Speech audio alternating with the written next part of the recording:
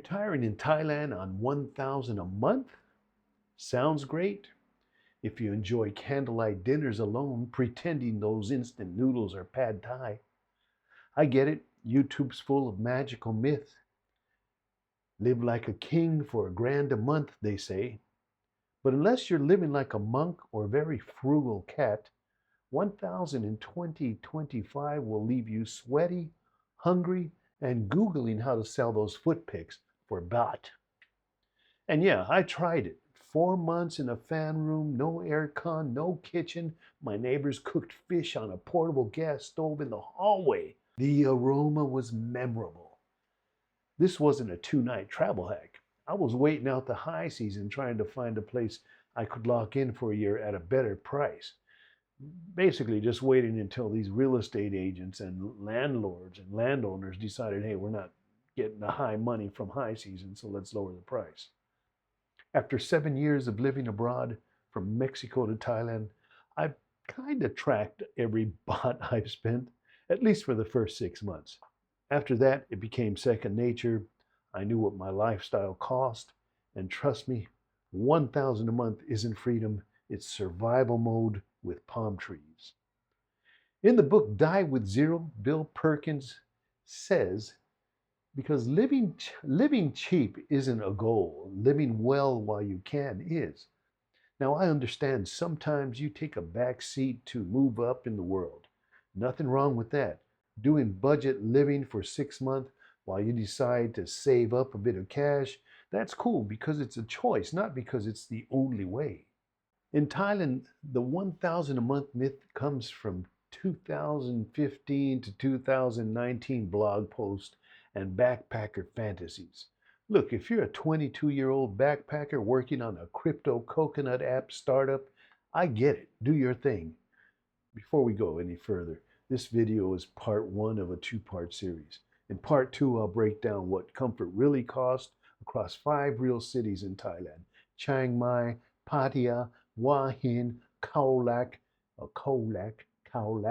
and Bangkok, with actual price ranges and who each place is really for. So if you're trying to figure out where to land, don't miss it. The Thailand 1,000 a month myth comes from old blog posts and budget backpackers who think having a fan and instant noodles is living the dream. But in 2025, it's a whole different beast. Overall, Chiang Mai remains very affordable. Even trendy Ninman, I never could say that right, Ninman, one can find a studio for under $300 a month, while 500 plus a month secures top-end studio. So rent normally 6,000 to 8,000 baht for a studio in Chiang Mai. That's that's 170 to 225 with AC. Utilities plus Wi-Fi, 1,500. Street food, 6,000 to 7,000 a month. But if you don't drink much, health insurance, well, better hope you get your spleen some backup, because $100 basic coverage minimum and 400 USD for adult coverage over 15. That's already $600, and you haven't done a single fun thing. No beers, no travel, no dental plan for that molar that's screaming at you. And let's be real, that YouTube guy showing sunsets on the beach, he's got ad revenue, and he's got a pretty girlfriend splitting the bills with him probably. You can survive on 1,000 a month, but ask yourself, did you move to Thailand to survive or to feel alive?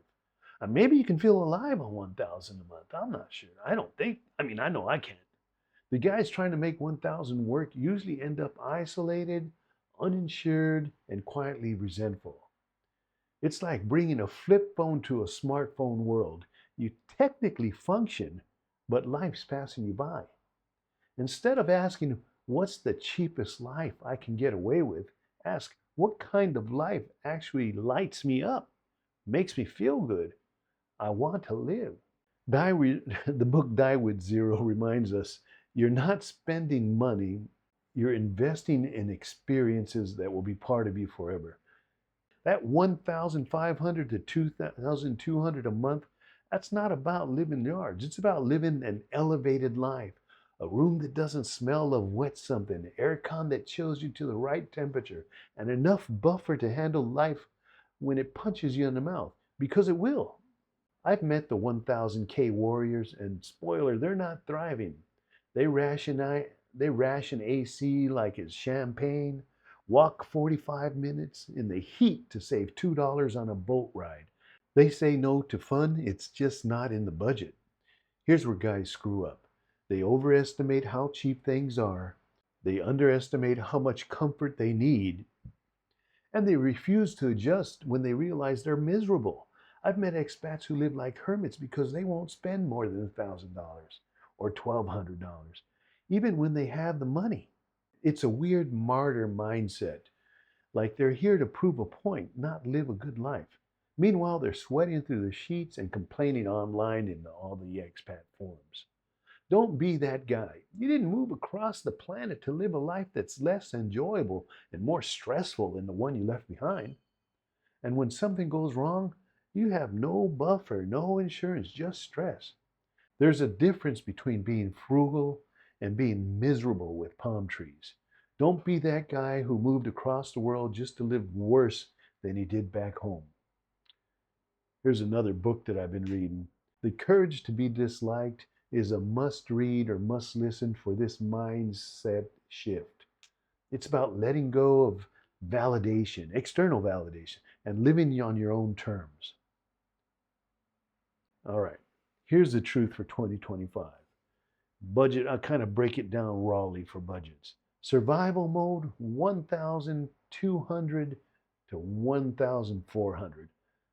It's not really like the first 1,000, but 1,002 is cutting it short.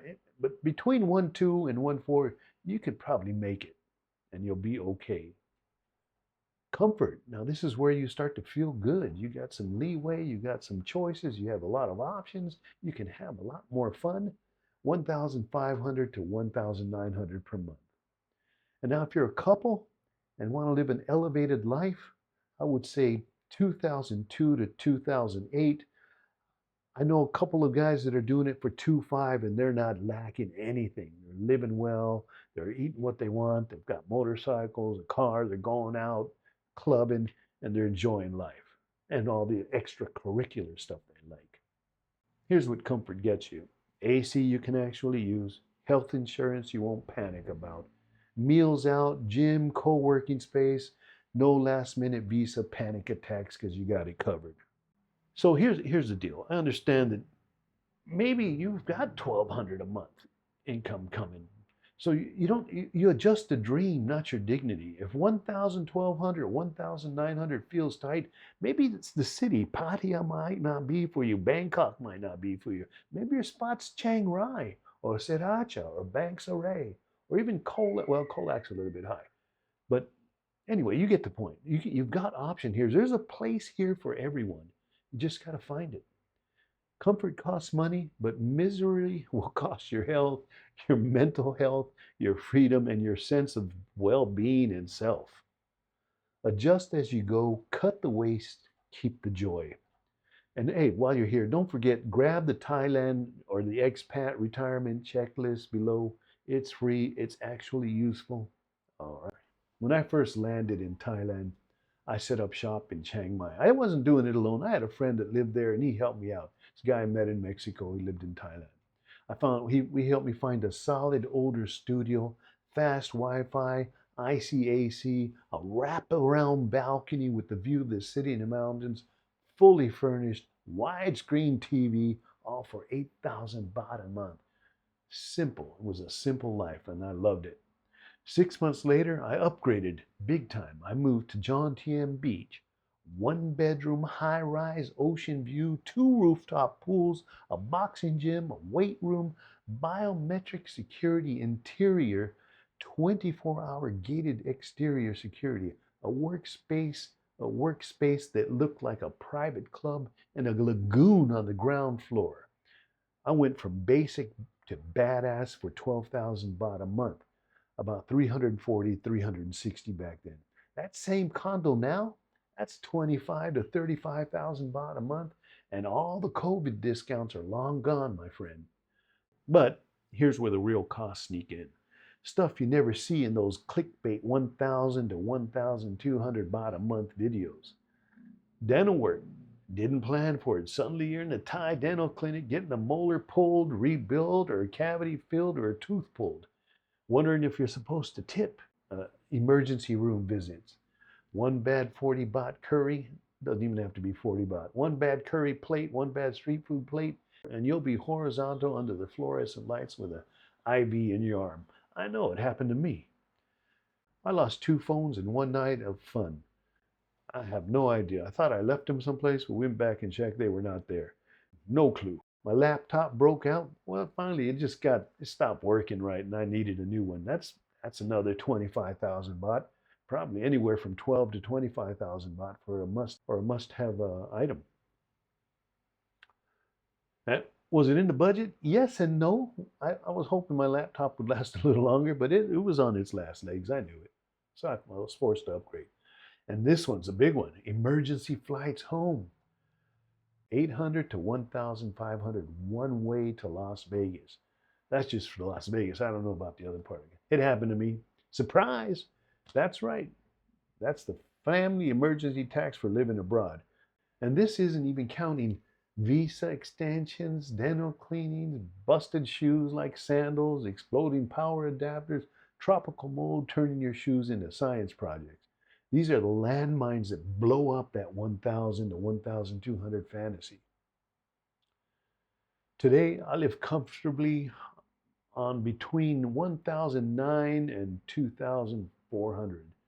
I've got insurance, good food, a gym, a social life, breathing room. I'm not balling, but I'm not worried either.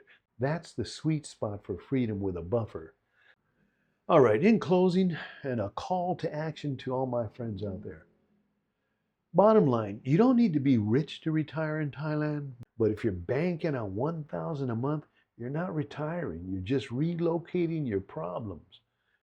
Build a real plan. Budget for comfort, leave space for life's surprises, and seriously, download the Thailand Expat Retirement Checklist. It's free, it's thorough, and it might save your butt, or at least your dental budget. Part 2 is coming up next. What comfort really costs in Thailand. We'll break down Chiang Mai, Pattaya, Bangkok, Hua Hin, and my favorite, Khao Lak. Drop your number, your freedom number in the comments. What's your budget? If you're already living in Thailand or if you're thinking about moving to Thailand, tell me what your budget is in the comments. Let's help each other avoid the regrets. Bonus! Hey, expat rule number 14. If your monthly budget doesn't include oh shit money, you're not budgeting, you're gambling. Thailand isn't expensive until it absolutely is. Phones vanish, flights home pop up, curry betrays you, stuff breaks, plans change, and if you're running on retirement fumes, all it takes is one unexpected hit before you're living that rice and regret lifestyle. So be smart, add a buffer, and always, always leave room for stupid. Okay, guys, that's it for now. Stay tuned for part 2. Thank you for joining me today.